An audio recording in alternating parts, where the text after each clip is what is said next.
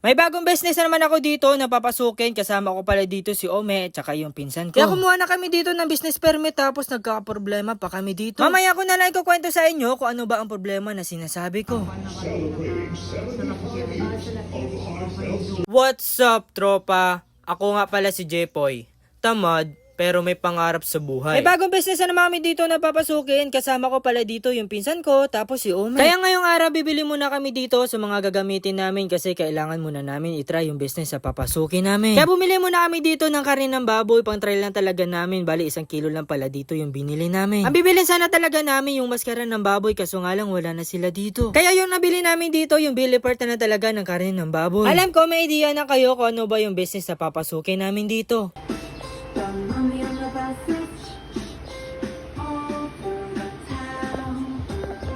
Nakakita siya ng gwapo.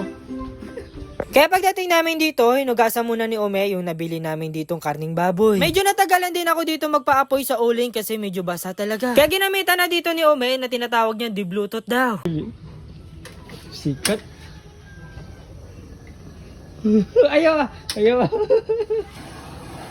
Yeah, boy! Sikat niya, boy! Sikat ka, boy! Yeah, boy!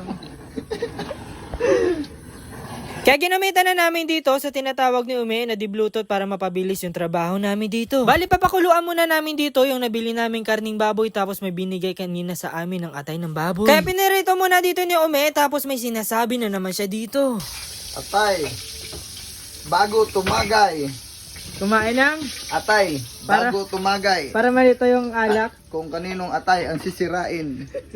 Atay. Kaya tinikman ko muna dito yung piniritong atay ng baboy kasi baka mamaya daw tatagay kami para malito daw yung alak kung kaninong atay ba yung sisirain. Pagkatapos yan namin dito matry yung produkto na ibe-business namin, mamimili muna kami dito sa mga bagay na pangangailanganin namin. Dahil nag-uumpisa pa lang kami, medyo kulang-kulang pa talaga kami dito sa gamit kaya mamimili muna kami dito. Hindi ko muna ipapakita o sasabihin sa inyo kung ano ba yung ginawa namin produkto kanina, kung ano ba yung business na gagawin namin. Pero alam ko, may idea na talaga kayo kung ano ba yung business na gagawin namin. May konting isi-share lang ako sa inyo base dito sa mga naranasan ko sa buhay ko. Sumama kayo sa tao sabik sa negosyo at sabik sa pera pero hindi masilaw sa pera. Yun, nakaupo kayo sa isang lamesa na puro business ang talaga yung pinag-uusapan nyo, hindi yung buhay ng iba. Kung paano ba sisimula ng isang business o paano ba talaga kikita ng ganito o paano ba talaga papatakbuhin ng ganitong negosyo. Sa totoo lang, wala talaga akong hilig sa pagninegosyo kasi ang alam ko lang dati mapabarkada lang ako, masaya na ako. Pero simula no, may nakausap akong isang tao na business owner talaga, sabi niya sa akin ganito yung gawin mo. Para tinatama niya talaga ako sa mga ginagawa ko sa buhay ko na hindi talaga maganda. Tapos sabi niya sa akin, magsimula ka kahit sa maliit lang na negosyo o sa maliit lang na puhunan tapos dumiskarte ka sa buhay mo kung ano ba yung pwede mo maisip na pwede mo pagkakitaan. Yun ang dahilan kung bakit rumarakit na ako ngayon sa buhay. Hindi ko sinasabing successful na ako dito sa ginagawa ko sa buhay para makapagsabi ako ng ganito. Gusto ko na mag-inspira sa mga kabataan na katulad ko na piliin nyo yung mga tao sinasamahan nyo kasi yan ang tama sa buhay nyo. At dito ko na ikukwento kung ano ba yung problema na sinasabi ko kanina. Mag-opening pa na ng Christmas Village dito sa Pontevedra at balak talaga namin dito kami mag-umpisa magtinda. Kaya pumunta muna kami dito sa munisipyo ng Pontevedra at kasi balak talaga namin kumuha na lang talaga ng permit kahit per day lang. Kaso nga lang hindi talaga pwede na per day yung babayaran namin dito kasi sabi nila good for 1 month talaga yung dapat bayaran namin. Kaya nahirapan talaga kami dito mag-decide kasi hindi naman talaga araw-araw kami magtitinda dito sa Pontevedra. Ang balak talaga namin mag-ikot tapos maghahanap kami ng magandang spot kung saan ba maraming tao. Gusto lang namin talaga magtinda dito sa Pontevedra kasi maraming tao talaga pag opening ng Christmas Village dito. Kaya abangan nyo na lang sa next video ko kung saan talaga kami pupwesto. So hanggang dito na lang muna, tropa. Salamat sa panunood.